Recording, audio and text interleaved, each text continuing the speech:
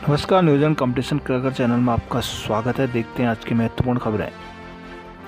भारत मालदीव के बीच मुद्रा अदला बदली पर हुआ समझौता। उत्तराखंड में समान नागरिक संहिता की नियमावली हुई तैयार। भारत और मालदीव ने द्विपक्षीय संबंधों को मजबूत करने के लिए स्थानीय मुद्रा में व्यापार भुगतान करने पर सहमति जताई है। साथ ही मुक्त व्यापार समझौते पर चर्चा करने का भी निर्णय लिया है। भारत यात्रा पर आए मालदीव के राष्ट्रपति मोहम्मद मुइज़्ज़ू व प्रधानमंत्री नरेंद्र मोदी के बीच सोमवार को एक द्विपक्षीय वार्ता में मुद्रा की अदला बदली समेत 5 समझौतों पर समझौते किए हैं। वही 3 सुविधाएं भी लॉन्च की गई। संयुक्त बयान में प्रधानमंत्री नरेंद्र मोदी ने कहा कि हमने मुक्त व्यापार समझौते पर चर्चा शुरू करने का निर्णय लिया है। दोनों देशों ने डिजिटल कनेक्टिविटी पर भी फोकस किया है। वहीं इसी कड़ी में मालदीव में रुपे कार्ड लॉन्च किया गया। आने वाले वक्त में भारतीय मालदीव यूपीआई से भी जुड़ेंगे। दोनों देशों ने नए वाणिज्यिक दूतावास खोलने पर भी सहमति प्रकट की है। साथ ही भारत में और मालदीव बेंगलुरु में वाणिज्यिक दूतावास खोलेगा।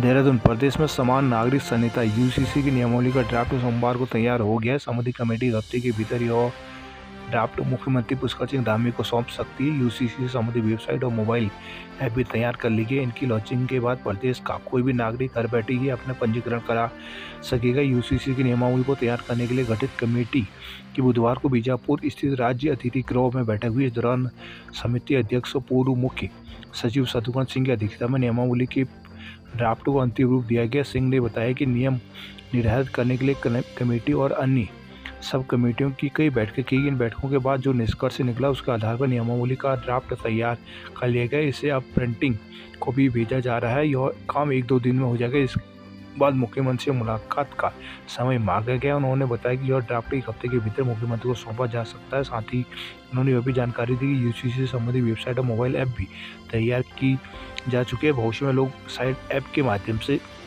शादी विवाह, तलाक, लिव-इन, वसीयत आदि के पंजीकरण के लिए घर बैठे आवेदन कर सकेंगे। बैठक में कैबिनेट के सदस्य सूर्यकांत डंगवाल, मनु गौड़, अमित सिन्हा और भी मौजूद थे। इसके अलावा अजय मिश्रा दिल्ली से वर्चुअली माध्यम से बैठक से जुड़े।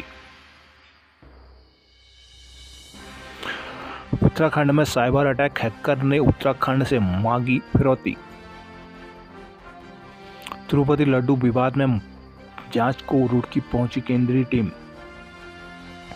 उत्तराखंड सरकार के स्टेट डाटा सेंटर पर मालवेयर वायरस अटैक मामले में अज्ञात के खिलाफ मुकदमा दर्ज किया गया। यह मुकदमा देहरादून को साइबर क्राइम पुलिस स्टेशन में दर्ज किया गया। इसमें कहा गया है कि हैकर ने 2 ईमेल आईडी देकर उनके जरिए संपर्क करने की बात कहते हुए फिरौती की मांग की है। मामले में crime and criminal tracking network system CCTNS project के प्रभारी निरीक्षक PHQ रचना सागर श्रीवास्तव की तरफ से केस दर्ज कराया गया, जिसमें कहा गया कि CCTNS के सर्वर पर 2 अक्टूबर को बड़ा क्राइम हमला हुआ था। दोपहर 2:45 से 2:55 के बीच सर्वर हैक कर काम अवरुद्ध कर दिया गया था। अचानक सर्वर के काम बंद होने पर अन्य सिस्टम चेक किए गए। पता चला कि कोई भी सिस्टम काम नहीं कर रहा है। इस पर ITDA से संपर्क किया गया। वहां से जानकारी मिली कि सर्वर के हर फोल्डर में एक नोटपैड फाइल में हैकिंग का संदेश दिखाई दे रहा था। प्रदेश संदेश में हैकर ने ईमेल ID harmesa@tutamail.com व lingal11@cock.li के माध्यम से संपर्क करने की बात की। साथ ही उन्होंने डेटा सुरक्षित वापस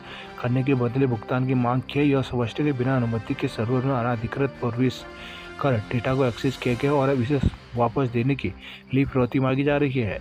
इजराइल पर हमले की बरसी पर हिजबुल्लाह हमास ने की बमबारी। नई दिल्ली, नक्सली हिंसा के खिलाफ जीरो टॉलरेंस की नीति। शाह। जम्मू कश्मीर और हरियाणा के चुनाव के नतीजे आज। हल्द्वानी, डिग्री कॉलेजों में रिक्त पद जल्द भरे जाएंगे, पुष्कर सिंह धामी। देहरादून में आरक्षण का लाभ न मिलने पर किया गया प्रदर्शन। देहरादून शिक्षकों ने त्रिस्तरीय ढांचे के लिए उठाई फिर से आवाज। मुख्यमंत्री पुष्कर सिंह धामी ने सोमवार को कहा कि सरकार उच्च शिक्षा के ढांचे के विकास के लिए प्राथमिकता से कार्य कर रहे हैं। ढांचे के विकास के लिए शिक्षण संस्थानों में रिक्त पदों को जल्द भरा जाएगा। मुख्यमंत्री ने सोमवार को आम्रपाली विश्वविद्यालय में अभिनंदन समारोह के दौरान पत्रकारों से बातचीत में यह बात कही है। इससे पहले मुख्यमंत्री ने वितालघाट में शहीद खेमचंद डोरवी महाविद्यालय के वार्षिकोत्सव में छात्र छात्राओं को संबोधित किया और 15 महिलाओं को लखपति दीदी पुरस्कार भी प्रदान किया। मुख्यमंत्री धामी ने कहा कि राज्य में उच्च शिक्षण संस्थानों में बेहतर सुविधाएं विकसित की जा रही है। राज्य के 20 मॉडल कॉलेजों और विश्वविद्यालयों में अत्याधुनिक सुविधाएं विकसित किए जाने के एशियन डेवलपमेंट बैंक ADB के सहयोग के कार्य शुरू किए जा रहे हैं। कॉलेजों में महिला छात्रावास, IT लैब सहित आवश्यक सुविधाओं का विकास किया जा रहा है। उन्होंने कहा कि उत्तराखंड में हर 5 साल प्रतिभावान छात्र छात्राओं को सरकार के खर्च पर इंग्लैंड में उच्च शिक्षा के लिए भेजा जाएगा। इन्फोसिस के माध्यम से छात्र छात्राओं को IT के क्षेत्र में पढ़ाई का मौका प्रदान किया जाएगा। नेशनल रैंकिंग में उल्लेखनीय प्रदर्शन करने वाले छात्र छात्राओं को सरकार ने 50,000 रुपये की छात्रवृत्ति देना शुरू कर दिया है। बेतालघाट के महाविद्यालय में अपने संबोधन के दौरान मुख्यमंत्री धामी ने कहा कि उच्च शिक्षा के संस्थानों के रिक्त पद जल्द ही भरे जाएंगे। कोटद्वार में कांग्रेस का घंटाघर के विरोध में किया गया प्रदर्शन। कोटद्वार जिला कांग्रेस कार्यकर्ताओं ने प्रदेश सरकार की ओर से बीरबाला तिलू रौतेली चौक के स्थान पर घंटाघर निर्माण के निर्णय का विरोध किया है। उन्होंने कहा कि इससे आम जन को कोई लाभ नहीं होने वाला। जैसे आक्रोशित कार्यकर्ताओं ने सोमवार को जिलाध्यक्ष विनोद अग्रवाल की अगुवाई में पार्टी कार्यालय से तहसील तक विरोध प्रदर्शन किया और उप जिलाधिकारी के माध्यम से प्रदेश के राज्यपाल को ज्ञापन भी प्रेषित किया है। उधर विधानसभा अध्यक्ष और स्थानीय विधायक ऋतु खंडूरी ने कहा कि लालबत्ती चौक को तिलू रौतेली के नाम से जाना जाएगा। इसके स्वरूप से कोई छेड़खानी नहीं की जाएगी। प्रदर्शन के दौरान कांग्रेसी नेताओं ने कहा कि गढ़वाल के जनमानस की मांग पर नगर निगम कोटद्वार ने बोर्ड द्वारा पारित प्रस्ताव के आधार पर नजीबाबाद चौराहे को बीरबाला तिलू रौतेली चौक नाम दिया है और चौक के निकट ही तिलू रौतेली की प्रतिमा भी स्थापित की गई। लेकिन अब लालडांग चिलरखाल मोटरमार्ग निर्माण, केंद्रीय विद्यालय स्थापना और पर्यटन नगरी कर्माश्रम विकास और क्षतिग्रस्त पुलों के निर्माण में नाकाम भाजपा सरकार शौर्य गाथाओं की प्रतीक वीरांगना तिलू रौतेली के नाम पर बने चौक का अस्तित्व मिटाते हुए घंटाघर बनाकर जन भावनाओं का निरादर करने के लिए तत्पर दिखती है, जिसे बर्दाश्त नहीं किया जाएगा। ज्ञापन में राज्यपाल से जन भावनाओं का सम्मान करते हुए सरकार को घंटाघर को कोटद्वार में है अन्यत्र स्थापित करने हेतु निर्देशित करने की मांग की गई है। प्रदर्शनकारियों में महानगर महिला कांग्रेस अध्यक्ष सुधा असवाल, पूर्व प्रदेश महामंत्री रंजना रावत, लक्ष्मी चौहान, वीरेंद्र सिंह रावत, गोपाल सिंह गुसाई, बलबीर सिंह रावत सहित अन्य मौजूद रहे। जोशीमठ के BDO का 1 दिन का वेतन कटा। पौड़ी में CO का जवाब तलब। रुद्रप्रयाग जगतौली में पेयजल मामले में जांच। गोपेश्वर सीमांत क्षेत्रों में जल्द डाक सुविधाएं सुनिश्चित। पौड़ी 2 LT शिक्षकों की सेवाएं की गई समाप्त।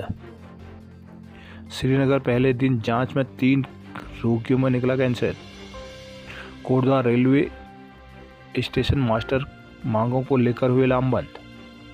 पौड़ी लंबे समय से स्कूलों में नदारत चल रहे शिक्षकों में कार्रवाई शुरू की गई। सोमवार को गढ़वाल मंडल में 2 LT शिक्षकों की सेवाएं समाप्त कर दी गई, जबकि नदारत चल रहे 7 शिक्षकों को अंतिम नोटिस जारी किया गया। बीते साल गढ़वाल मंडल से 5 शिक्षकों की पहली ही सेवाएं समाप्त करने के उन्हें हटा दिया गया है। शिक्षकों को लंबे समय से स्कूलों से नदारत रहने के कारण जहां संबंधित विषयों का पठन पाठन प्रभावित हो रहा है, वही विभाग इन शिक्षकों की जगह दूसरे शिक्षकों की भी तैनाती नहीं कर पा रहा। लंबे समय से स्कूलों में बिना स्वीकृत अवकाश के गैर हाजिर चल रहे शिक्षकों को लेकर DG विद्यालय शिक्षा ने भी सख्त रुख अपनाते हुए अफसरों की कार्रवाई के लिए कहा है। अपर निदेशक माध्यमिक शिक्षा गढ़वाल मंडल SP जोशी ने बताया कि लंबे समय से स्कूलों से नदारत चल रहे शिक्षकों को लेकर जिलों से सूची मांगी गई है। अभी तक 2 शिक्षकों की सेवाएं समाप्त कर दी गई, जबकि 7 शिक्षकों को अब अंतिम नोटिस देते हुए संबंधित स्कूल में तैनाती के 16 अक्टूबर तक का समय दिया गया है। यदि इस तिथि तक नदारत LT शिक्षक अपनी तैनाती वाले स्कूलों में ज्वाइन नहीं करते तो ऐसे शिक्षकों की सेवाएं भी समाप्त कर दी जाएगी। उत्तरकाशी के जांडजा गांव में फिर दोहराया पेयजल संकट।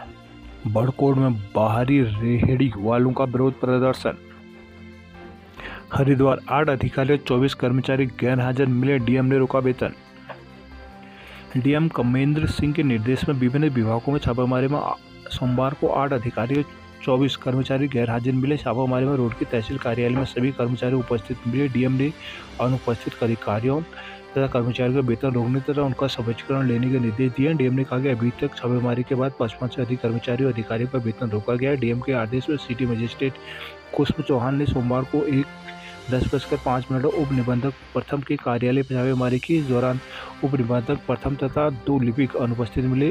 उप निबंधक द्वितीय के कार्यालय में उप निबंधक द्वितीय और लिपिक अनुपस्थित थे। जिला निबंधक कार्यालय में CRC अनुपस्थित मिली। सिटी मजिस्ट्रेट को सिंचाई खंड के EE कार्यालय में छापेमारी के दौरान 10:31 पर EE 5 AE 4 JE 2 प्रशासनिक अधिकारी, 1 प्रधान सहायक, 2 अनुसेवक तथा 1 बेलदार अनुपस्थित मिले। SDM गोपाल सिंह चौहान को BDO लक्सर कार्यालय में छापेमारी में कृषि सहायक कृषि अधिकारी, वरिष्ठ प्रशासनिक अधिकारी, प्रधान सहायक सहित कुल 10 कार्मिक अनुपस्थित मिले। तहसील कार्यालय रुड़की में सभी कार्मिक अनुपस्थित मिले। DM ने अनुपस्थिति अधिकारियों तथा कर्मचारियों का वेतन रोकने तथा स्पष्टीकरण लेने के निर्देश दिए हैं। DM ने जनपद में तैनात सभी अधिकारियों कर्मचारियों को बिना अवकाश स्वीकृत कराए कार्यालय में अनुपस्थित नहीं रहने के आदेश दिए हैं। उन्होंने कहा कि निर्धारित समय पर कार्यालय पहुंचना होगा। सभी अधिकारियों कर्मचारियों की कार्यालय में अनुपस्थिति सुनिश्चित किए जाने के लिए भविष्य में सभी दफ्तरों का औचक निरीक्षण किया जाएगा। अनुपस्थित पाए जाने वाले अधिकारियों कर्मचारियों के विरुद्ध नियमानुसार कार्रवाई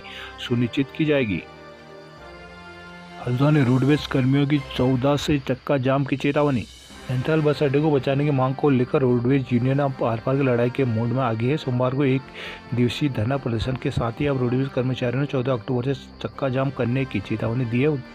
उत्तराखंड रोडवेज संयुक्त मोर्चा के बैनर तले नैनीताल बस अड्डे को बचाने और स्वामित्व निगम को देने की मांग को लेकर सरकार सोमवार को रोडवेज की 5 यूनियनों के सदस्यों ने मंडलीय कार्यालय काठगोदाम में धरना प्रदर्शन किया। कुछ कर्मचारी नेता मुकेश वर्मा ने कहा कि नैनीताल बस स्टेशन के सौंदर्यीकरण के लिए इस शर्त पर दिया गया था कि DDA निर्माण कार्य होने के बाद बस स्टेशन को उत्तराखंड परिवहन निगम को सौंपेगा। नैनीताल बस अड्डे 6 विभागों को बांटा गया है। कहा कि 13 अक्टूबर तक मांगों पर कार्रवाई न होने पर 14 अक्टूबर से कार्य बहिष्कार किया जाएगा। वही सोमवार को विधायक सुमित हृदयेश ने भी काठगोदाम पहुंचकर धरने का समर्थन किया। राष्ट्रीय लोकदल के जिला अध्यक्ष कल्पित मेहरा ने भी समर्थन किया। धरने के दौरान मोर्चा संयोजक लीला बोरा, कमल पपने, आन सिंह जीरा, जोगिंदर सिंह, मनोज भट्ट, मनोज मनराल आदि मौजूद रहे। नैनीताल छात्र संघ चुनाव की तिथि तय न होने पर छात्र नेताओं में गुस्सा। सल्ट मोहन में दवा की फैक्ट्री को बचाने के लिए उतरे कर्मचारी। सल्ट मोहन में स्थित IMPCL दवा फैक्ट्री के निजीकरण के विरोध में कर्मचारियों के साथ पूर्व CM हरीश रावत भी कूद गया। सोमवार को कर्मचारियों ने प्रदर्शन किया। वहीं पूर्व CM ने उग्र आंदोलन की चेतावनी दी है। उन्होंने कहा कि सरकार गुजरात के उद्योगपति के हाथ में भूमि देने की साजिश रच रही है। मोहन के Indian medical pharmaceutical corporation limited को 1978 केंद्र और राज्य सरकार ने मिलकर स्थापित किया था।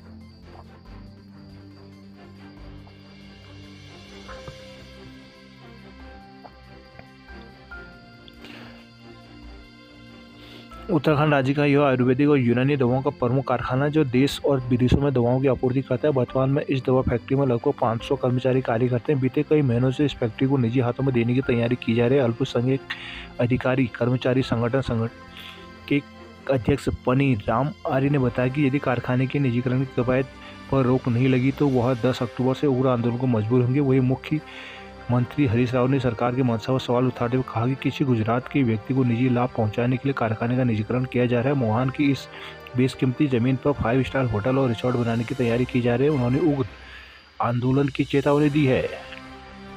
अब हल्द्वानी में बिना आई कार्ड ऑटो नहीं चला पाएंगे चालक। हल्द्वानी से लापता मर्चेंट नेवी कर्मी की लोकेशन टेहरी। टनक पर ठुलीगाड़ में श्रद्धालुओं का पार्किंग को लेकर हंगामा, पुलिस पहुंची।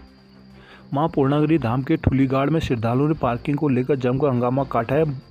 बूम में शुल्क जमा करने के बावजूद भी भैरव मंदिर में श्रद्धालुओं को पार्किंग सुविधाएं नहीं मिल पा रही है। भैरव मंदिर में पार्किंग फुल होने का हवाला देकर TJ सड़क में वाहनों को पार्क करा रहे हैं। इससे श्रद्धालुओं को ठुलीगाड़ से 7 किलोमीटर की दूरी पैदल और अन्य वाहनों से किराया देकर चुकाना पड़ रहा है। मां पूर्णागिरि धाम में नवरात्र में हजारों की तादाद में श्रद्धालु माता के दर्शन को पहुंच रहे हैं। यहाँ श्रद्धालुओं की भारी भीड़ उमड़ रही है, लेकिन श्रद्धालुओं को पार्किंग के लिए काफ़ी जद्दोजहद करनी पड़ रही है। रविवार को अवकाश के चलते बाहरी राज्यों से श्रद्धालुओं के वाहनों की भारी भीड़ उमड़ आई थी। इस दौरान श्रद्धालुओं ने बूम पार्किंग स्थल के पास पर्ची कटाई ताकि वो भैरव मंदिर तक आसानी से जा सके, लेकिन ठुलीगाड़ में ही पुलिस ने श्रद्धालुओं के वाहनों को यह कहकर रोक दिया कि भैरव मंदिर में वाहनों की पार्किंग जगह फुल हो गई है, जबकि भैरव मंदिर में वाहनों की पार्किंग जगह काफ़ी बची हुई थी। इस दौरान श्रद्धालुओं की पुलिस कर्मियों के संग जमकर बहस होगी। इस बाद में श्रद्धालुओं ने ठुलीगाड़ में भैरव मंदिर तक पैदल और अन्य वाहनों से किराया देकर जाना पड़ा। मंदिर समिति के उपाध्यक्ष नीरज पांडे ये बताया कि श्रद्धालुओं के वाहनों को मतलब टूलीगाड़ में रोका जा रहा है, जिससे श्रद्धालुओं को दिक्कतों का सामना करना पड़ रहा है। साथ ही व्यापारियों का कारोबार भी चौपट हो गया। उधर पार्किंग ठेकेदार आनंद सिंह महर ने बताया कि श्रद्धालुओं को बूम के पास छोटे वाहनों को 59 और बड़े वाहनों को 177 रुपये की पार्किंग शुल्क देना पड़ता है। चंपावत जिला अस्पताल में 9 बेड बढ़ने से मरीजों को मिली राहत। पिथौरागढ़ में अल्ट्रासाउंड को भटक रही हैं गर्भवतियां।